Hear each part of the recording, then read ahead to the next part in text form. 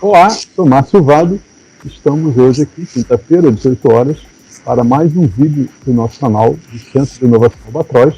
Nós estamos situados aqui na belíssima Praia de Ingleses e nossa missão é sempre trazer convidados especiais, empreendedores da região, para comentar sobre diversos assuntos da área de interesse de todos os empreendedores e das pessoas de um modo geral. Hoje nós vamos tratar de um assunto de bastante relevância, né? As energias alternativas estão cada vez mais em destaque e a energia solar é uma que já vem que desponta no mundo da energia, no mercado de energia já tem bastante tempo. E o Brasil vem passando por um pior ano, né? Um dos anos mais críticos do ponto de vista da hidroeletricidade. Nós temos aqui então o prazer de receber o Roberval Madeira, ele é CEO da Renove Engenharia. Hoje num formato um pouquinho diferente, ele está em Brasília, né? A sede da empresa dele é em Brasília, e ele vai conversar com a gente então sobre energia solar, como ela é importante, como os empreendedores podem atuar nesse mercado, e é um prazer receber você, Roberval. Nós trabalhamos juntos durante bastante tempo, né? Uma das empresas mais relevantes do setor elétrico, e é um prazer reencontrá-lo aqui e saber que você na Renove Energia está despontando aí com a sua empresa, com bastante destaque. Então, eu gostaria de começar perguntando para você, deixar você se apresentar, né? Comentar um pouquinho de você, da sua trajetória, do que a Renove faz e como que a Renove está ajudando aí nesse mercado de energia aos nossos empresários, empreendedores e o público em geral, né? Boa noite. Boa noite, Márcio, tudo bom? Então, primeiro agradecer pela oportunidade de estar aqui contigo, né, de poder falar com você, poder te ver, né, e como você disse, a gente já trabalhou junto um bom tempo no ANS, então é um prazer estar aqui, um prazer poder falar um pouco desse setor, né, que é um setor que tem ganhado cada vez mais relevância aqui no cenário energético, né, do Brasil, e poder contribuir para o teu canal, para as pessoas que te acompanham, tá? Parabenizar você por esse projeto, né? Você que já é cara de tantos projetos aí na vida e começando mais um agora, e um projeto com uma pegada toda de ajudar mesmo, né? Principalmente ajudar os novos, ajudar quem está querendo empreender. Então é um prazer estar aqui contigo. Obrigado, Roberval. Então conta pra gente como é que você saiu do mundo corporativo, né? Sua trajetória foi lá e acho que foi um momento de acumular bastante experiência e você decidiu empreender, né? Essa aventura de empreender sempre é bom quem está nos ouvindo e vendo aqui entender e conhecer um pouquinho. Sim, exatamente. Bom, eu sou engenheiro eletricista, né? Fiz a minha carreira toda no setor elétrico brasileiro, desde a época de técnico em eletrotécnica. Passei por Furnas, depois fui para o ANS, né, onde fiquei mais de 18 anos, tá, e com todo esse tempo aí a gente pôde conhecer bastante do setor elétrico brasileiro, né. Em 2014, atendendo um chamado de um grande amigo meu compadre, hoje meu sócio, né, a gente resolveu entrar nessa aventura que é empreender, e empreender em um setor novo, né, que é o de energia solar fotovoltaica. Então, em 2014, nós inauguramos a Renove Engenharia, tá? Ou seja, estamos aí prestes a completar 7 anos de empresa. É uma empresa relativamente nova, mas o setor fotovoltaico também né, aqui no Brasil. Tá? E a gente é uma empresa de engenharia, a gente está citando aqui o fotovoltaico, mas nós não nos limitamos ao fotovoltaico, nós atuamos também com instalações elétricas, instalações civis, tá? Atuamos fortemente também no ramo de climatização de grande porte, tá? Que é trabalhar com chillers, com sistemas de automação para ar-condicionado, tanto de comércio, shopping center, hotéis, então outro segmento que a gente atua fortemente. Quando abriu o mercado, né, digamos assim, para a energia solar, em 2012 saiu a primeira resolução, né, da ANEEL, a gente acompanhou aquilo. Em 2013, meu sócio me convidou a gente abrir a empresa para acompanhar esse segmento aí do fotovoltaico, né? Então a gente conciliou ali as expertise, né, de engenheiros que a gente tinha com esse mercado que estava nascendo aí, que é do fotovoltaico. E assim a gente vem desde 2014. Em 2018 eu tomei a decisão de deixar o ONS, porque já estava ficando assim, muito puxado até em termos familiares, né, manter as duas atividades. E de 2019 para cá, a gente está aí firme na Renove. Ah, que legal. Então você tinha uma vida paralela, né? Você já foi fazendo o seu plano B, já se preparando para um salto, né, mais adiante. Isso é bem bacana. Poucos empreendedores têm essa visão ou essa possibilidade, né, de fazer um trabalho paralelo, né? Isso, exatamente. Assim, muita gente que você pessoalmente deve ver aí, né, as pessoas partem para empreender muitas vezes do nada, né? Às vezes sai da faculdade, né? Sai da faculdade já com o intuito de empreender, né? Alguns ainda têm algum apoio familiar, outros nem isso, né? Então, felizmente, eu tinha uma condição favorável, né, de emprego, e o empreender para mim era novo, apesar, a minha esposa, ela já tem um perfil mais empreendedora, que ela já tinha a empresa dela, né, do ramo de beleza, e para mim não, para mim isso era relativamente novo, né, eu não tinha essa experiência. Então a gente foi seguindo esse caminho, mas mantendo o vínculo contratual que eu tinha, né, com o ONS, até que chegou o momento que a gente viu, agora é hora de alçar voos maiores, dá para a gente arriscar mais. Bacana. E certamente você teve, então, um contato com muitas ferramentas de gestão que na sua empresa podem ter te ajudado, evitado alguns problemas críticos, né, para quem está novato ainda empreendendo, né? Imagino. Sim, exatamente. Eu ainda na época do OMS, eu fiz um MBA em gestão de projetos, né, que já traz, né, ferramentas relevantes, né, para tanto gestão empresarial como gestão de projetos mesmo, gestão de obras, né, então ajuda bastante. Dentro da Renove, a gente foi atrás de um parceiro, né, que eu vou citar aqui, que eu acho que é importantíssimo para quem quer empreender, que é o Sebrae. Tá? Claro. Então, o Sebrae, a gente foi muito bem recebido pelo Sebrae, fizemos cursos no Sebrae, utilizamos de consultoria através do Sebrae.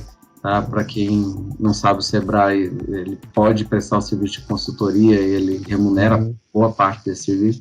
Então, assim, ferramentas que ajudaram bastante. Que legal, muito bom, Pedro. E esse mercado da energia solar, ele apareceu para você, você viu uma oportunidade ou você já tinha algum tipo de afinidade com esse assunto, alguma perspectiva com relação ao uso de renováveis? Qual foi a motivação para esse ramo? Bom, uma vez no ONS, né, a gente acompanhava, né, principalmente na época ainda da energia solar, a gente via mais pelos leilões, né, de energia de reserva, né, onde entrava, a gente acompanhou, a gente passou pela entrada da energia eólica, né, eu peguei bem lá no começo, na época do Proinfa, né, naquela época não tinha o solar, tá, depois a gente foi acompanhando leilões, acompanhando estudos, né, informações sobre a energia solar ainda dentro do ONS, mas com foco mais na geração centralizada, né. E aí quando veio a aprovação, a resolução em final de 2012, né, foi quando a gente começou a tomar conhecimento disso via imprensa, e no caso, na época, o meu sócio hoje, na época, ele aprofundou mais o estudo sobre isso, entendeu?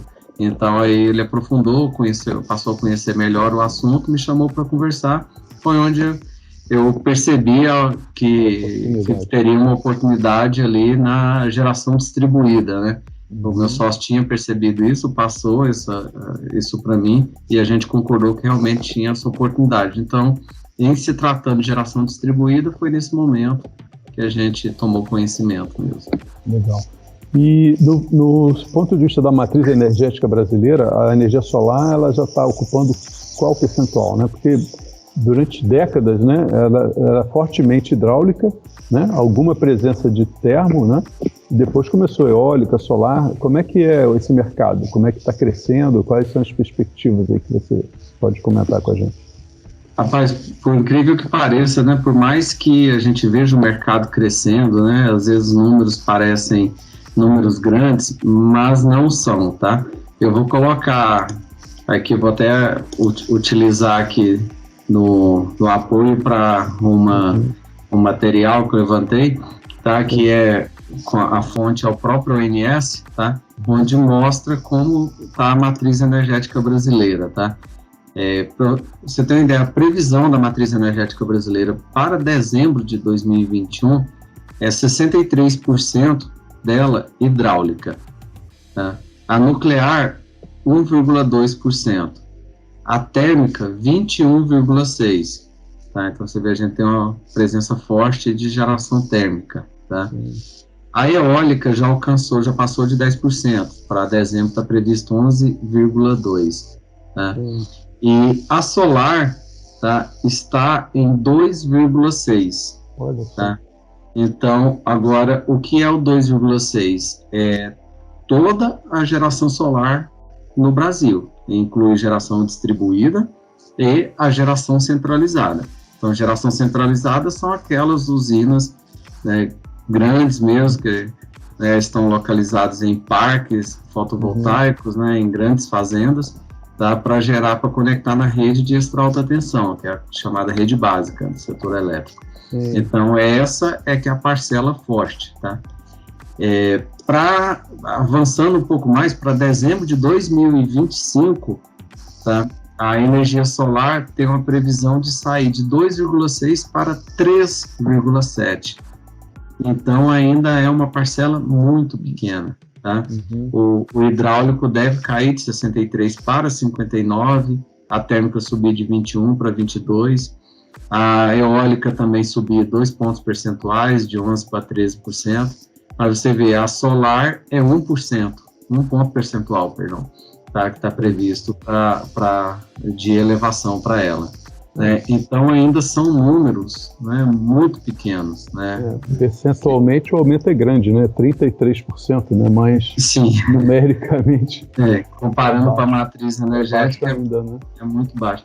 E você vê, quando a gente fala da geração distribuída, né, a gente alcançou, né, números expressivos recentemente, tá, de número de unidades consumidoras, tá, com geração distribuída, mas se você pegar e for ver, bom, geração distribuída ela é limitada a 5 megawatts, tá, de potência instalada. Então vamos lá, qual o percentual de usinas acima de 1 megawatt? Tá? Perdão, vou falar diferente. Qual o percentual de usinas de 1 megawatt para baixo? É 99,7%. Qual o percentual de usinas de 500 kW para baixo? É 99,5%. Então, o que você vê? A geração distribuída, ela está muito forte. Apesar de ter um número de instalações aumentando fortemente, são instalações muito pequenas, predominantemente residenciais, comerciais. Tá? Então, isso... Eu ia te perguntar, geração distribuída, quando você fala, para quem está nos assistindo, quer dizer aquele proprietário de uma residência ou de um pequeno comércio que tem espaço no seu telhado para colocar um conjunto de placas, é isso? Seja no seu telhado ou em áreas maiores também, como, por exemplo, como ela pode ser de até 5 megawatts, então uma usina de 5 megawatts vai ocupar ali entre 9 e 10 hectares. Tá? Uma fazenda, né? Exatamente, um produtor rural, entendeu? Ou um sistema de geração remota, né? Autoconsumo ou geração compartilhada, então onde vai gerar num local para compensar em outros, tá? Então, isso é a geração distribuída. Então, você vê que, apesar dos números de unidades instaladas estar aumentando bastante, o impacto disso na matriz energética brasileira ainda é muito pequeno. Ou seja, tem espaço para crescer, né? E nesse aspecto é muito bom, né? Porque essas gerações térmicas, em geral, elas são muito caras, né? Sim, a térmica é muito cara, né? A térmica, no Brasil, a gente tem térmicas a carvão ainda, né? Quando a gente teve os eventos de crise, né, energética, exemplo de 2001, né? Então tiveram térmicas contratadas, né, e que eram para ser temporário, mas que se mantiveram, né, aí até hoje, né? Então a gente ainda tem térmicas a carvão na região sul, principalmente, tá? Tem térmicas a carvão, térmicas a gás também, né? Algumas poucas unidades ainda a óleo. Então, se a gente mostrou aqui no gráfico, né, o percentual de térmico em torno de superior a 20% da matriz energética brasileira, né? Então, a gente ainda tem muito isso, a energia não renovável. E a gente vive um cenário onde as organizações mundiais estão alertando para a questão do clima, né? Então, de carbono, tudo isso. Emissão de carbono, exatamente. Tudo isso aí desfavorável à geração térmica. Do ponto de vista da energia solar, a que você atribui esse percentual ainda abaixo? Os preços dos painéis, eles desceram, tiveram uma redução bem drástica nos últimos 10 anos, talvez, né?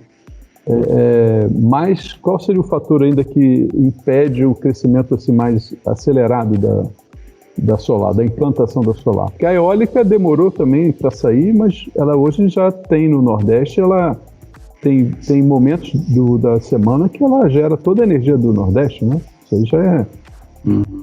Sim, a eólica já é uma realidade, né? O Nordeste tem momentos realmente, né? Se acompanhar os boletins do ONS, vai perceber ali, tá, que tem momentos em que ela atende toda a demanda do Nordeste e ainda exporta, né?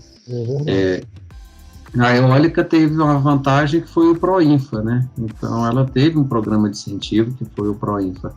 A solar fotovoltaica não passou por isso. Então, a solar fotovoltaica passou a depender de leilões, né, para geração centralizada, né? O preço caiu bastante, tá? Realmente o preço dos leilões caiu bastante, tá? Nos últimos anos. Agora, quando a gente vem para geração distribuída, tá? O valor, quando você cita a queda de preço dos produtos, né? O painel fotovoltaico, o inversor, ou seja, do gerador em si, ele vinha num processo de queda realmente, tá? Então, até 2017 vinha caindo bem, né? E aí, depois de 18, 19, a gente teve problema de alta do dólar. Do dólar, né? Tá, então, se você se lembrar, obviamente, eu não vou ter números, mas a gente tinha dólar, né, na casa de R$3, né, e depois 5, passou, né? Exatamente, passou a ter dólar acima de R$5. Quase 6 já, né? Exato. Então, isso impactou bastante, né, o preço da energia solar. E hoje, para você ter uma ideia, e depois, obviamente, veio a pandemia, tá? Então, a pandemia atrapalhou também, porque fábricas foram fechadas, né, ou em definitivo, ou então temporariamente, faltou produto, faltou insumos. Para você ter ideia, teve uma época que faltava vidro para encapsular as placas, tá, fotovoltaicas, né? Então, isso tudo impactou. No final de 2020, a gente estava com preços no patamar de 2017. Então, a gente teve um recuo, os preços vinham caindo bastante, aí isso teve um recuo, então a gente perdeu praticamente 3 anos, né? Então, vou pensar sobre esse aspecto. Então, isso tudo contribui. É um produto de custo ainda relativamente elevado, tá? Então, hoje, obviamente, um consumidor residencial de pequeno porte consegue ter um projeto? Consegue. Se ele quer gerar ali, por exemplo, 500 kWh, tá? Ele vai ter um investimento ali na faixa de 22 a 25 mil reais, tá? Mas não é qualquer pessoa que está disposta a fazer um investimento desse. Linhas de crédito ainda não são muito favoráveis, tá? Algumas instituições bancárias possuem linhas de crédito próprias para energia renovável, mas com taxas de juros que variam, a depender do prazo de financiamento, de 0,75% a 1,59%. Então, não são taxas ao mês. Muita coisa. Então, uma pessoa que quer financiar em 60, 72 meses, paga uma taxa de juros de 1,39%, 1,59%, ainda é puxado. Está 40 mil um painel, né? Exatamente. Então, isso tudo acaba contribuindo para um pouco mais de dificuldade do setor, né? dar uma acelerada. Entendi. Você podia explicar para a gente, para um consumidor residencial que tenha, por exemplo, uma casa, por exemplo, de 3, 4 quartos, ou um produtor rural que queira colocar, como é que funciona a questão da geração distribuída? Eu vou colocar o equipamento e eu tenho crédito, né? Funciona mais ou menos na base do crédito, não é isso? Como é que é exatamente isso? O sistema vigente no Brasil é o sistema de compensação de energia elétrica.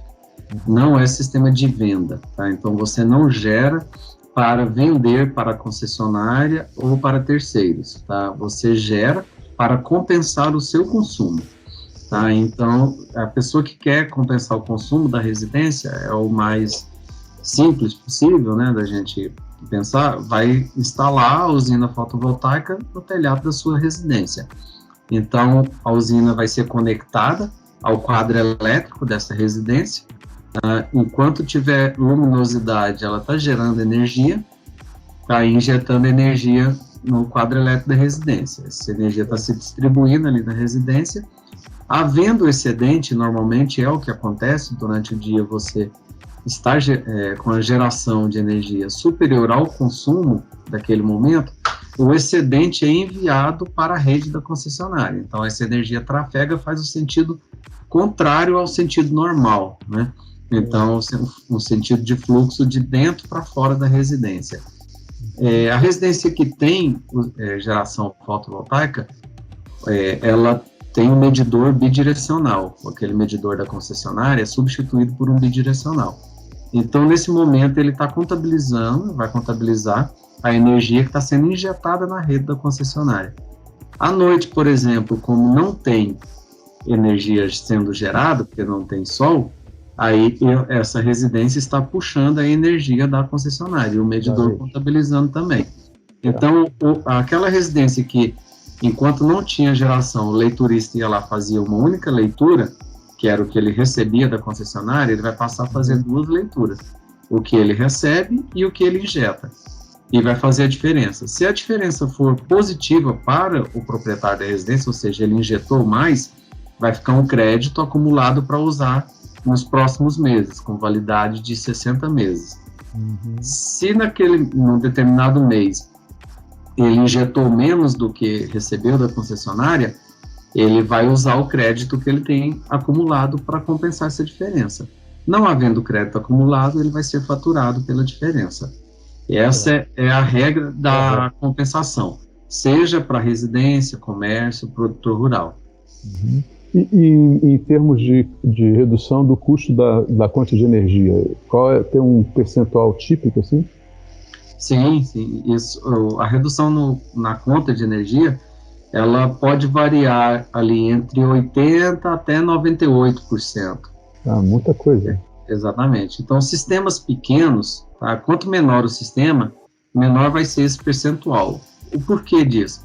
A conta de energia, ela traz, além da cobrança do consumo, ela tem a CIP, que é a contribuição de iluminação pública, que essa é obrigatória, essa vai ser mantida, independente de ter ou geração. O valor é fixo.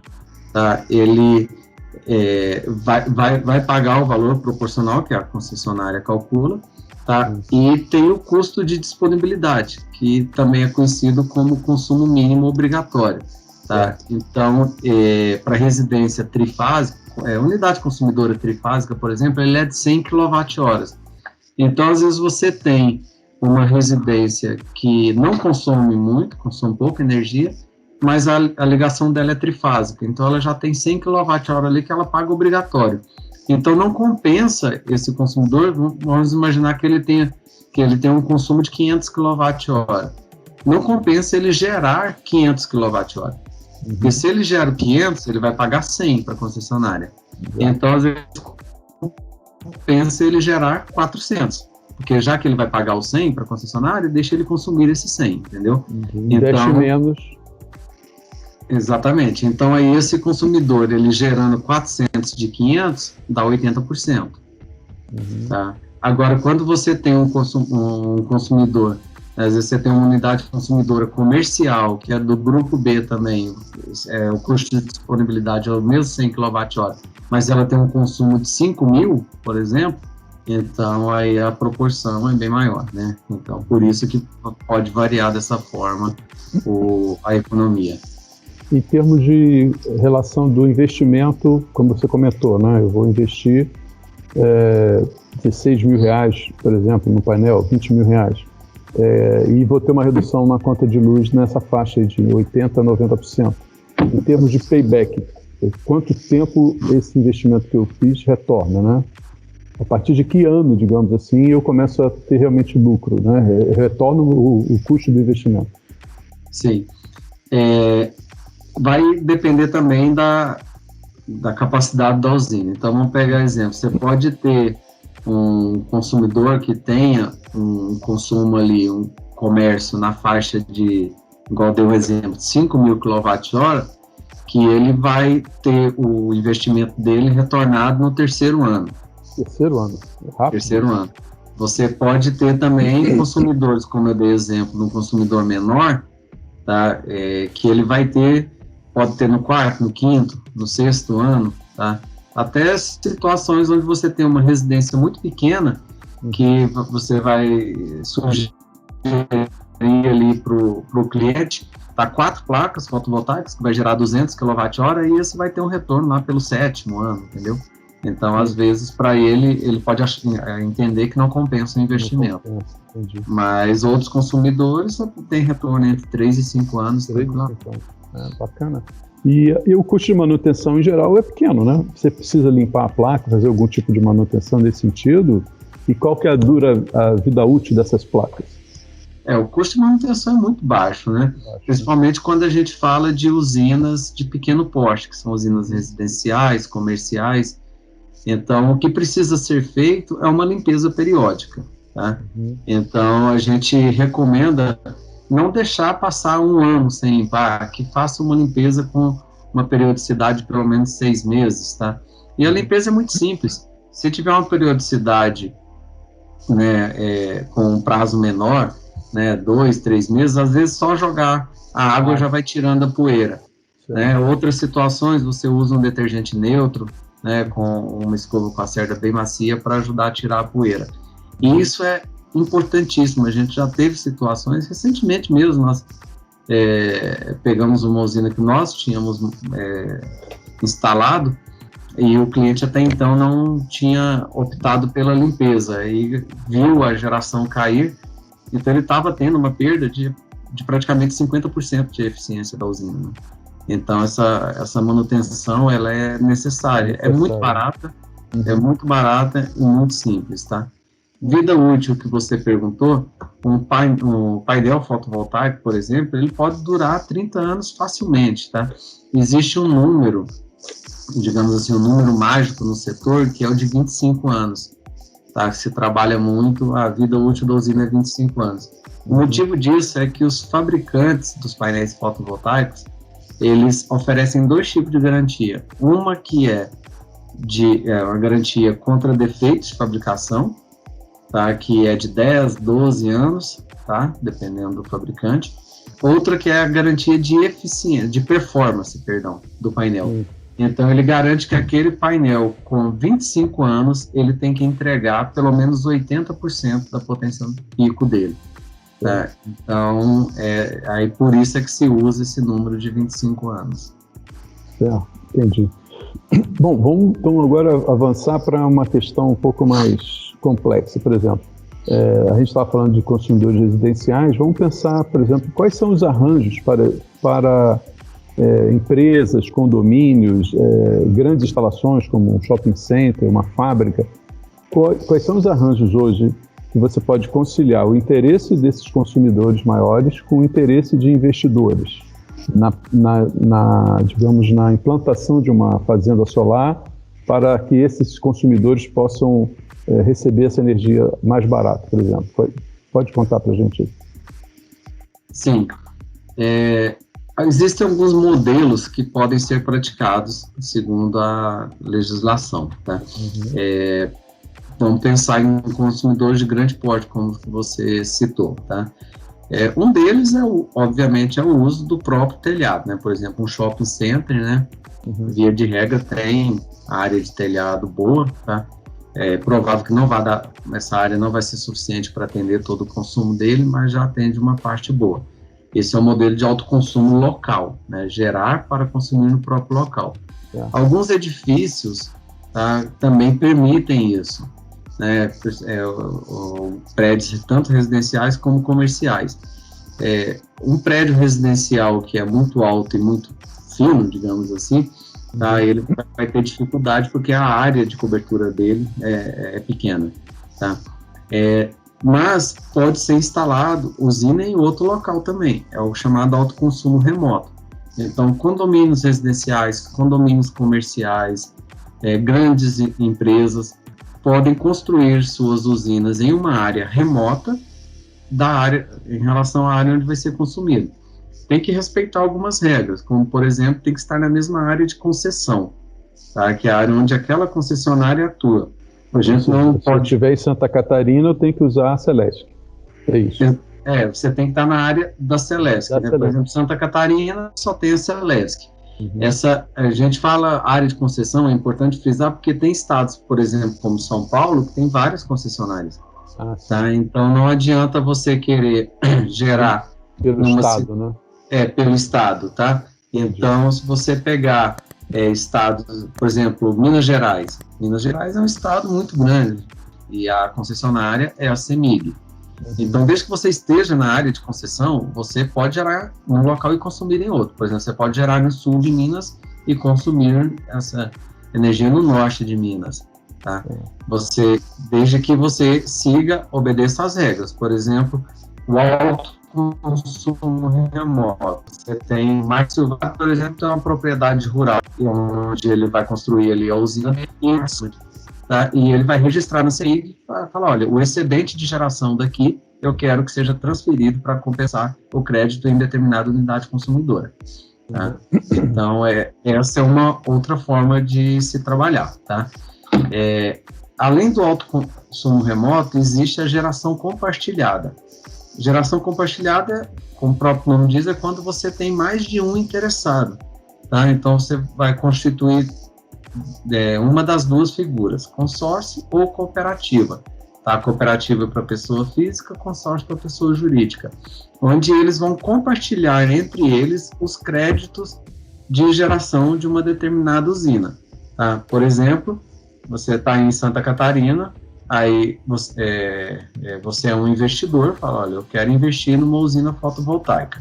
Tá? Vou identifico o local, vou construir a usina ali, e identifico um grupo de empresários, tá, que tem, por exemplo, uma rede de restaurante, é dono de uma panificadora, vou pegar um condomínio residencial, vou formar um consórcio com esse grupo, tá, e vou transferir os créditos da usina para essas unidades consumidoras, proporcional ao consumo de cada uma delas.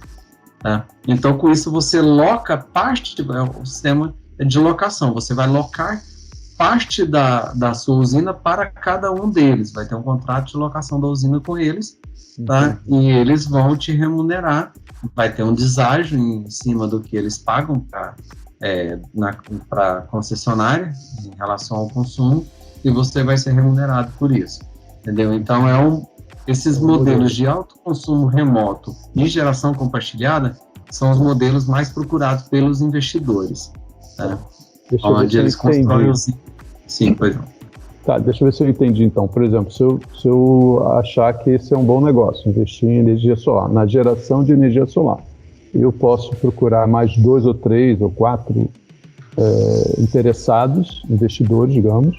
Nós vamos levantar um capital, vamos escolher um terreno dentro da área de concessão onde a gente pretende atuar, e daí construímos uma usina. E aí eu tenho como empresário, então, dono de uma empresa de geração de energia solar, que procurar meus clientes, que podem ser esses que você falou. Um condomínio para atender as áreas comuns dos prédios, né? Basicamente. Né? Não posso vender isso para morador. Você teria que... O morador, você teria... É mais complicado, seria uma cooperativa, não só. Então, seguindo aqui o raciocínio, então eu posso procurar, por exemplo, um shopping center que precise de energia, redes de comércio, eu tenho um trabalho de captação desses clientes.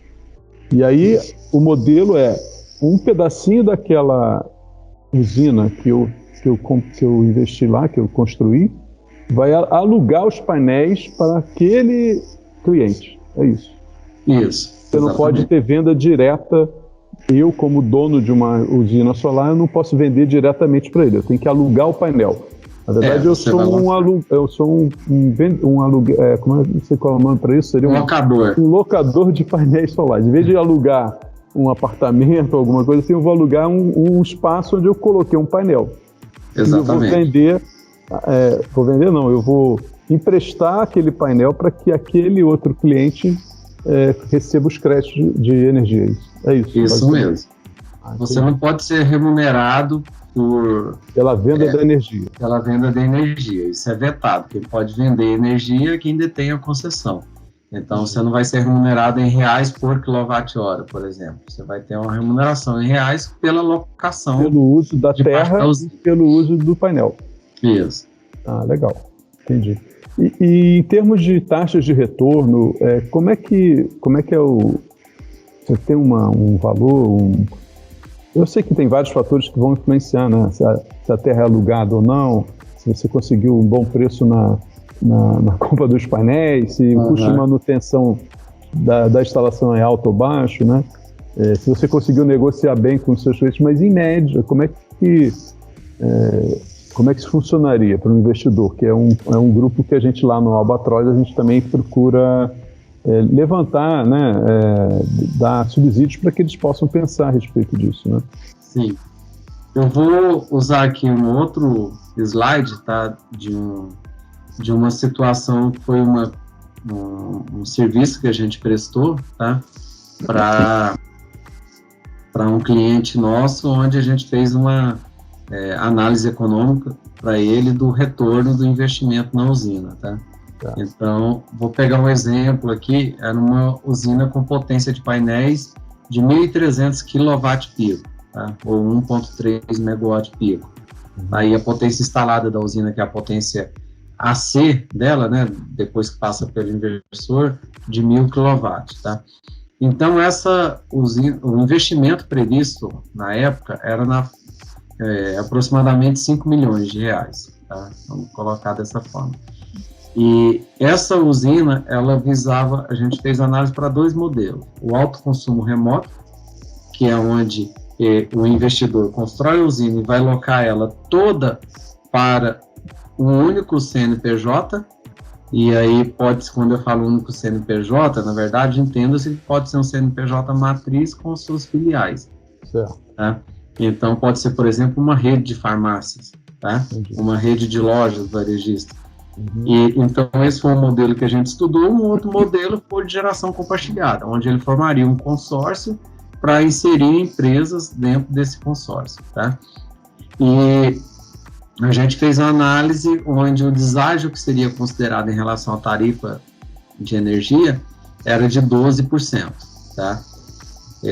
Então, a gente considerou as 2 alternativas, né? De autoconsumo remoto, onde era esse investidor colocando a usina para um único cliente, entre aspas, né, ou um grupo de clientes que estejam na mesma raiz do CNPJ, e a geração compartilhada, onde aí tinha, assim, um consórcio com CNPJs distintos, né, totalmente distintos. Então, a gente obteve, nas nossas análises, para a geração compartilhada, que é a que dá o menor resultado, tá, em função da tributação, em função do pagamento da demanda contratada, esse investidor estava com uma TIR na faixa de 10%. Tá? O autoconsumo remoto tá, com TIR anual entre 17% e 29%. Tá? Então, por que a TIR também fica tão alta? Né? Porque a TIR ela é calculada em cima do valor que é de fato investido, tirado do bolso, digamos assim, né? Então, quando o investidor ele faz a alavancagem de parte do recurso necessário, a TIR sobe também, né? Então, quando por exemplo, no modelo de autoconsumo remoto, com recurso próprio, estava dando em torno de 17%. Aí, quando ele faz o financiamento ali na época ele considerou na faixa de 70% do recurso com financiamento, aí a TIR sobe bastante, tá? Mas a gente pensando em uso do recurso próprio, estava dando 10% para geração compartilhada, 17% para autoconsumo remoto. Tá? Então, um payback, né, no caso da geração compartilhada, de 10 anos e no autoconsumo remoto de 6 anos. Bacana. Então, esse é o resultado que a gente encontrou. Então são taxas bem atraentes, né? Dependendo Sim. dos arranjos que forem feitos, né? Sim, exatamente. Bem interessante. Então, por exemplo, do ponto de vista desse empreendedor e da sua empresa, como que isso funcionaria? Você consegue atender todas as etapas da implantação da usina, desde do projeto até a comercialização? Quais fases desse ciclo de vida aí você atua? Certo. A Renove, ela é uma empresa denominada no setor como empresa integradora, né? Como é que a gente atua? Projeto, fornecimento de equipamentos, instalação e depois OEM, que é operação e manutenção. Tá? Então, a gente atua nessas fases. Tá? A captação do cliente final e a operação financeira disso, nós não fazemos. Tá? Então, a Renove não atua nesse segmento. As usinas dessa modalidade que a gente já fez, a gente já fez todas essas outras etapas que eu mencionei para você, exceto a parte financeira, tá? Da comercialização, da locação dessa usina. Tá? Então, essa parte é a única que a gente não atua.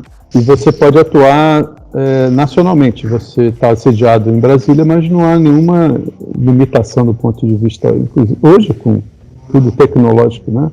Toda a tecnologia, você pode atuar em diversos estados da federação, digamos assim.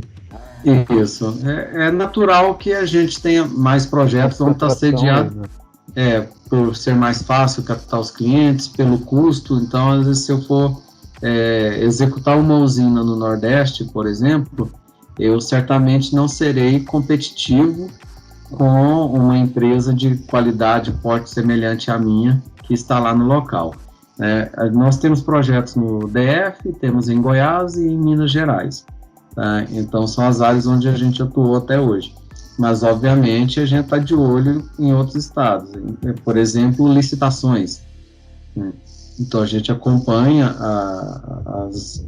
as possibilidades que surgem de licitação para poder atuar em outros estados também. Não é impeditivo, não. Do ponto de vista da questão da insolação, Santa Catarina é um estado que tem regiões que tem bastante insolação, né? Isso. Seria eficiente fazer uma usina aqui, por exemplo. Sim, com certeza. Eu diria que eficiente é em qualquer lugar do país, né? O Brasil é um país muito interessante nesse sentido. Eu estou colocando aqui um outro slide, que é o mapa, onde mostra a irradiação direta, né? Normal no Brasil. Então, a gente vê locais, obviamente, o Nordeste, a região ali da Bahia, tá, o norte de Minas, parte do Centro-Oeste, onde tem a predominância maior. Tá? Quando a gente desce para o sul, tá, que a gente vai chegando ali no leste, sul do Paraná e entra em Santa Catarina, tá, o litoral catarinense, ele tem uma característica de radiação menor, para o interior já tem mais. Agora, você vê que interessante, né, isso. É uma questão cultural, né? Mesmo não sendo uma região de tanta irradiação, como é, por exemplo, o Nordeste, o Sudeste e o Centro-Oeste, né, a região Sul tem muito destaque no setor fotovoltaico. Então, isso é muito interessante. Eu estou colocando outro slide aqui que mostra, né, o ranking, né, de geração distribuída. Tá? Em termos estaduais, tá, o primeiro estado é Minas Gerais, que tem perto de 18% da geração distribuída instalada no Brasil, localizada em Minas Gerais.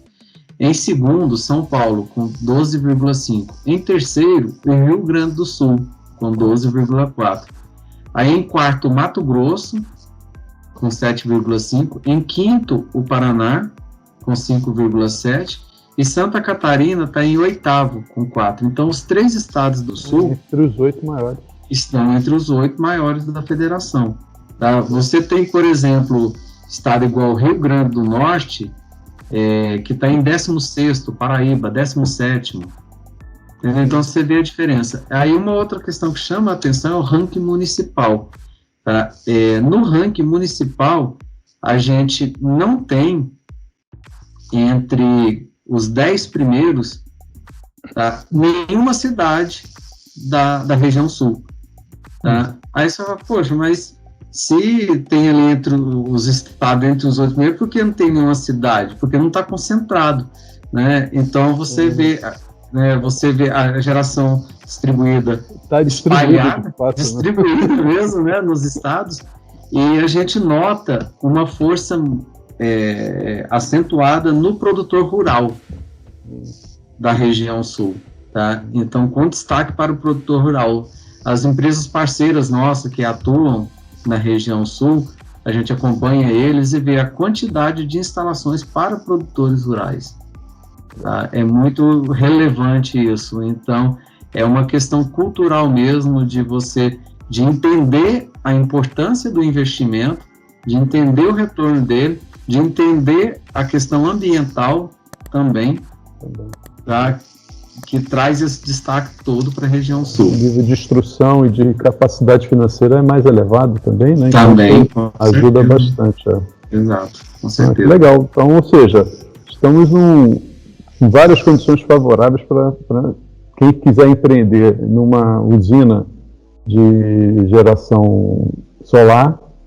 Temos a faca e queijo na mão aqui no nosso estado, que é Santa Catarina, por exemplo. Exatamente. E eu te diria mais um aspecto, né? Às vezes pensa, poxa, mas o estado de Santa Catarina não é um estado grande, é um estado pequeno, né? E essa irradiação ela é mais forte no interior, né? Do centro para o oeste do estado. Mas quem disse que tem que se limitar ao estado de Santa Catarina? Né? Olha, pelo próprio desenho do estado, olha quão próximo você está do Paraná e estado do Rio Grande do Sul, né? Então, assim, a empresa que queira atuar, né, que esteja, por exemplo, sediada, que seja em Florianópolis, que seja na ilha, né, ou que esteja no interior do estado de Santa Catarina, tem uma área de atuação muito considerável, muito interessante. Tá? Uma vez que essa empresa, ela cria um portfólio, e para quem está começando é sempre difícil, claro, mas uma vez que ela cria um portfólio, ela ganha confiança dos clientes, ela consegue se expandir saindo aí de Santa Catarina, entrando no Paraná, no Rio Grande do Sul, e aí entra uma outra característica dos empresários, produtores rurais, do pessoal do Sul de forma geral, que é a confiança. Tá? Então eu tenho ouvido muito de parceiro nosso, olha, o produtor rural, por exemplo, aqui no Rio Grande do Sul, se um outro produtor rural que ele conhece fez e indicou, ele não vai atrás de mais de um orçamento, ele vai naquela empresa, porque se aquele colega dele confiou naquela empresa, confia nela, gostou do serviço, ele vai nela. Então, uma vez que você estabelece, você começa a criar um portfólio. É o crescimento orgânico, exatamente. Você começa a criar esse portfólio, você começa a ter um pós-venda de qualidade, né? Atende bem esse cliente, faz o seu pós-venda, ele fica satisfeito. Então, com esse atendimento, esse pós-venda, esse atendimento diferenciado ao cliente, você vai ter espaço para um crescimento mais sustentável, digamos assim, né? A gente trabalha muito com isso. Nós aqui mesmo, a gente tem sempre cliente trazendo cliente. Tá? Então, acontece muito. Eu recebo ligação, olha, tal pessoa indicou você, queria ver contigo, fazer um orçamento. Às vezes já vem para fazer direto com a gente. Então, isso é muito relevante. Legal. Agora, o Roberval, quem está pensando em empreender nessa área tem que dar uma corridinha agora, né? Porque tem uma legislação que está para mudar, né? Qual que é o impacto disso aí, assim, resumidamente? Bom, tem sim, o PL 5829, ele estava travado na Câmara dos Deputados, o presidente da Câmara já tinha anunciado que enquanto tivesse divergência, né, os setores divergindo sobre o texto, ele não ia colocar em pauta. O Ministério de Minas e Energia, na semana passada, promoveu uma reunião envolvendo a ANEEL, envolvendo a Câmara dos Deputados, as associações, igual a AB Solar, a BGD, o próprio Ministério, para fechar um texto consensual. Eles já vinham trabalhando nesse texto, e na semana passada teve uma reunião de fechamento. Então, fechou um texto, e aí, com isso, o PL deve ir à votação.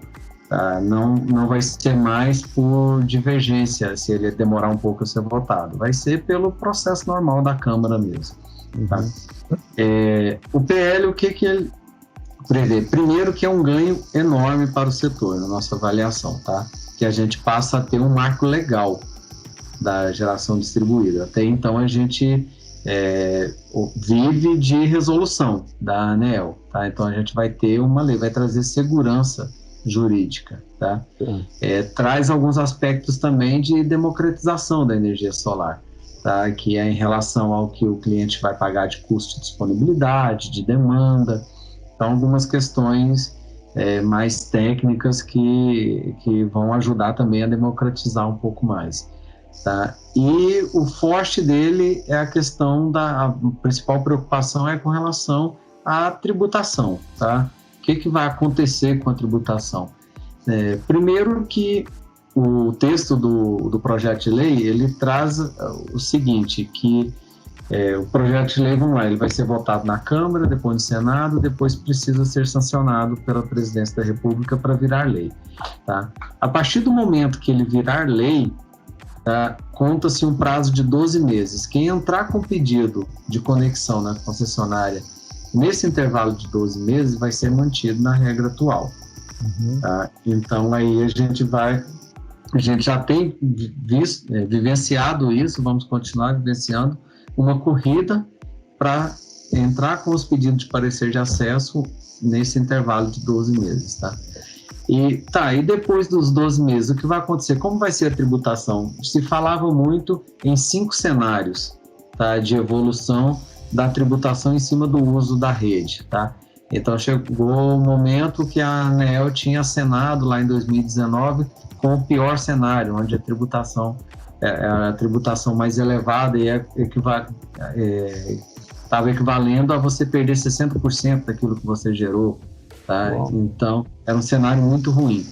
Bom, no projeto de lei ficou estabelecido um prazo para que, primeiro, o Conselho Nacional de Política Energética defina premissas e critérios, tá, para uma segunda etapa que vai ser realizada pela ANEEL, que é uma precificação, uma valoração, digamos assim, do benefício que a energia distribuída, que a geração distribuída traz para o país. Tá? Então, é precificar, valorar, digamos assim, isso. Bom, valorar o quê? O fato da geração ser feita de forma local, então você reduz perdas elétricas na rede. O fato de você não precisar gerar na Amazônia, então entra uma questão ambiental. O fato de você tá deixando de emitir CO2, né? Então, os créditos de carbono, por exemplo. Então, isso tudo ser valorado para a ANEEL fazer um estudo onde ela vai definir qual vai ser essa tributação. Ela vai indicar qual vai ser a tributação, como vai funcionar esse processo de tributação do uso da rede, tá? Então, depois ainda existe, então acabou os 12 meses, aí aquele que entrar depois do 12º mês, como não terminou o estudo ainda, ele também vai ser mantido na regra atual, só que por um período menor. Quem entrar até o 12º mês vai ser por um período de 25 anos, que dá até dezembro de 2045, se não me engano, tá? Então, aí quem entrar depois vai ser um período menor. E aí, depois que a ANEEL terminou o estudo, aí, né, já entra na regra nova.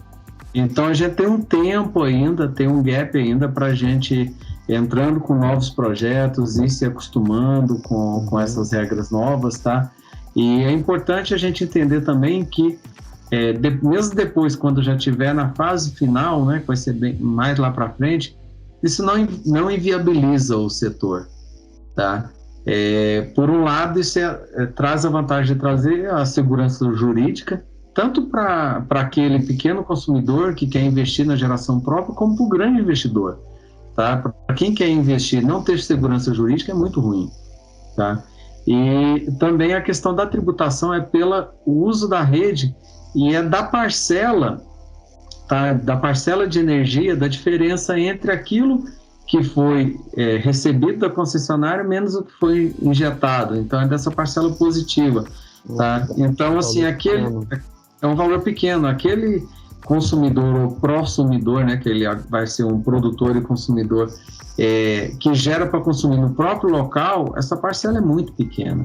Tá? Então, vai afetar mais quem gera no local para consumir em outro, entendeu? Mas não nada que inviabilize o setor. Traz segurança jurídica, traz uma democratização do setor. Aí a gente vê muitos ganhos nesse mesmo projeto. E em termos de tempo, quanto é o tempo que você está estimando mesmo? Quanto tempo a gente ainda tem para poder fazer a entrada na documentação? Olha, o projeto ele vai virar lei, está previsto, né, a intenção é ele virar lei esse ano ainda. Esse ano. Tá? Esse ano ainda.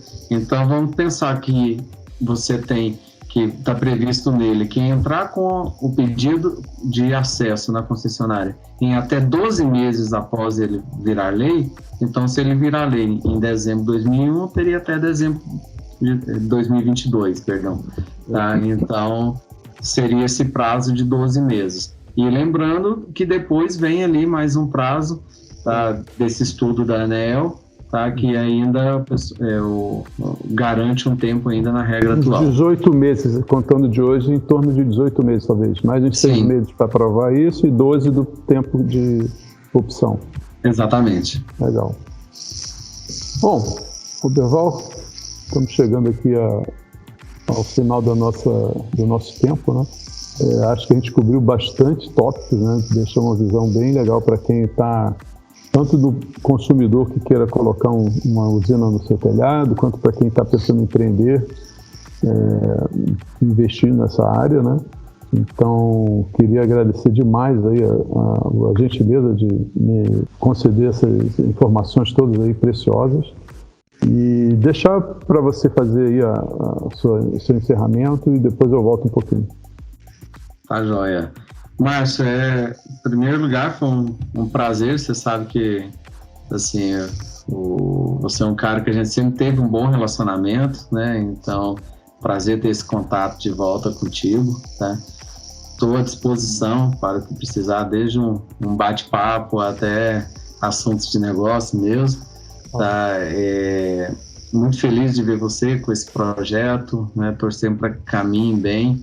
Tá, empreender é muito difícil, não é fácil mesmo, né?